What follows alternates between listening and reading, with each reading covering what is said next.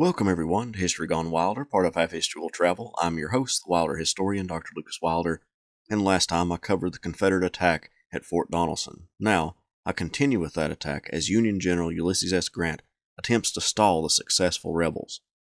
If you like what I do, please consider subscribing to the channel if you haven't done so already, join the Patreon page, and purchase something from one of my online stores. Every little bit helps. Thank you.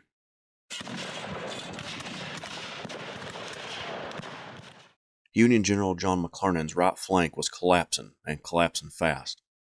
Some of his last regiments were preparing to refuse their flank to fight back against the rebel tide, but he was about to encounter even more problems. Simon Bolivar Buckner's troops were coming out of the entrenchments and preparing for an assault.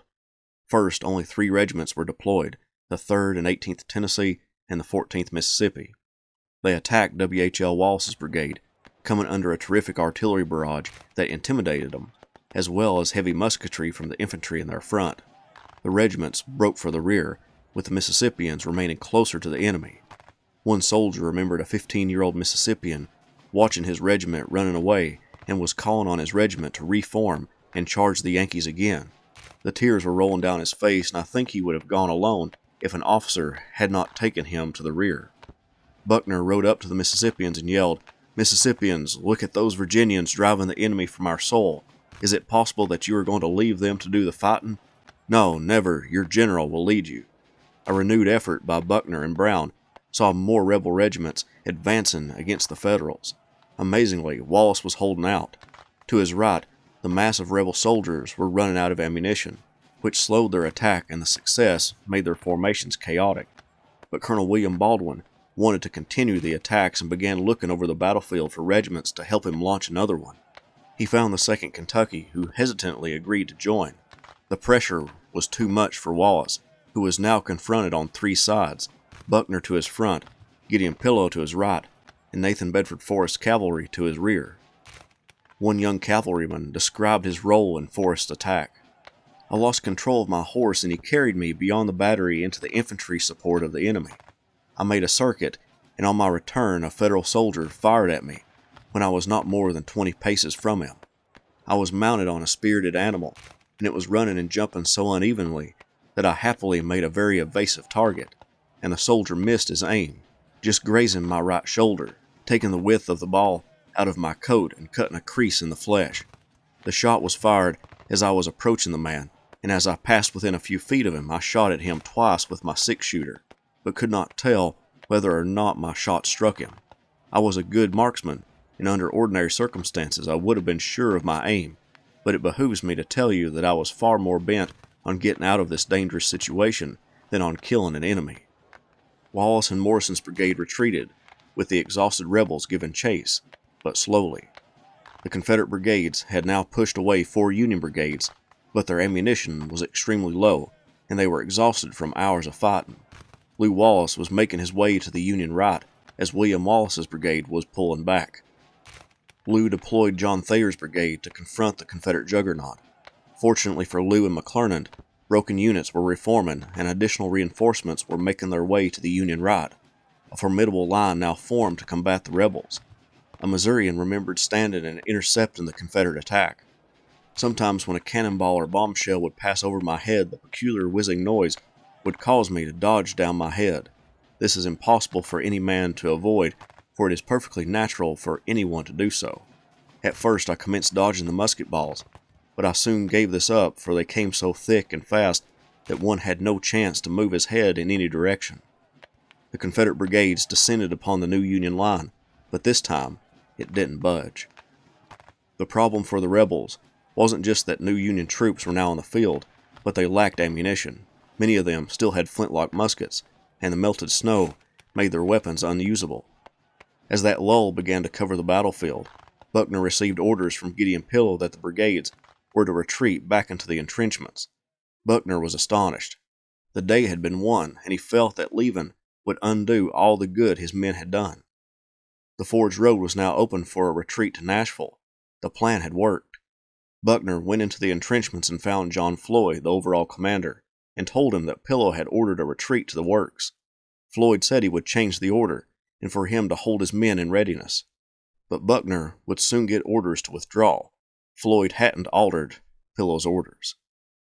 As one Confederate explained about Floyd, the senior general arrived at the 11th hour and seems to have been lacking in disposition or in power to hold his second in due subjection.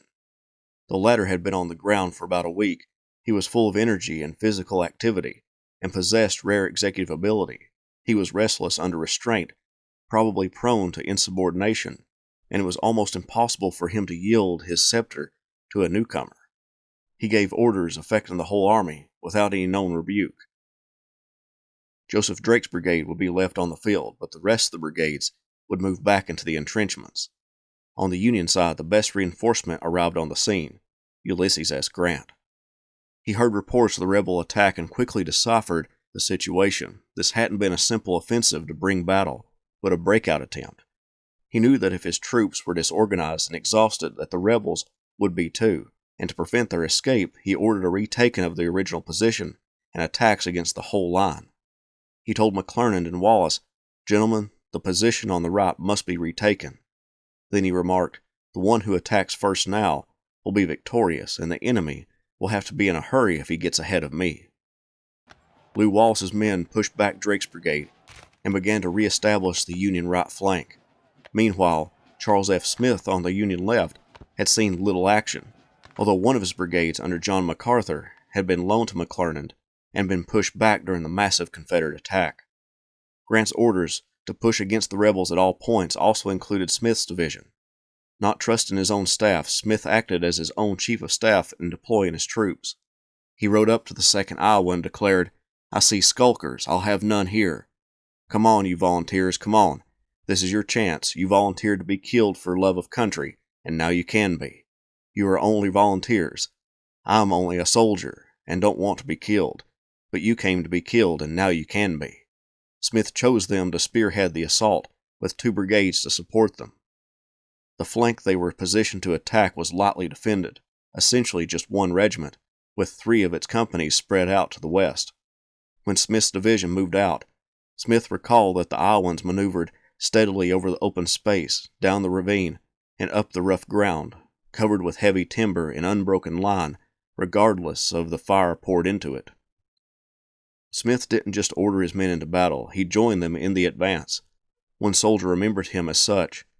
He sat upon his horse as stern as a man could look, and he was one of the finest looking men I ever saw. His head is as white as snow, and as he advanced in front of his men, it was a fine picture for a poet's pen or an artist's pencil. Another soldier remembered seeing Smith on the battlefield. "I was nearly scared to death, but I saw the old man's white mustache over his shoulder and went on." The Blue regiments attacked and surged over the Confederate entrenchments. Buckner's rebel troops had just returned to their entrenchments from the attack that morning and afternoon, when Buckner received orders to advance west to block the Federal attack. He moved his as well as other troops to the critical point and arrived just in the nick of time to block Smith from caving in the whole line, but the Union brigades captured the outer works and were pressing on toward Donelson. During the attack, the 2nd Iowa was fired on by the 52nd Indiana, which forced them to fall back and join the rest of the main line in their attacks against the reinforced rebel line. By that point, it was getting dark, and Smith called off advancing any further and held his men in the newly captured works. Despite not driving the rebels as far as he hoped, Smith had performed beautifully and gained a significant foothold in the Confederate outer works. This move forced Pillow and Floyd to act. Fort Donelson was going to fall, although darkness had bought them a little time. But the Federals had sealed off most of the escape routes, aside from a road that would prevent them from evacuating a lot of their wheeled vehicles, and that's if they could escape with Grant on their heels. That night, meetings were held between Floyd and his division and brigade commanders, most prominently Pillow and Buckner.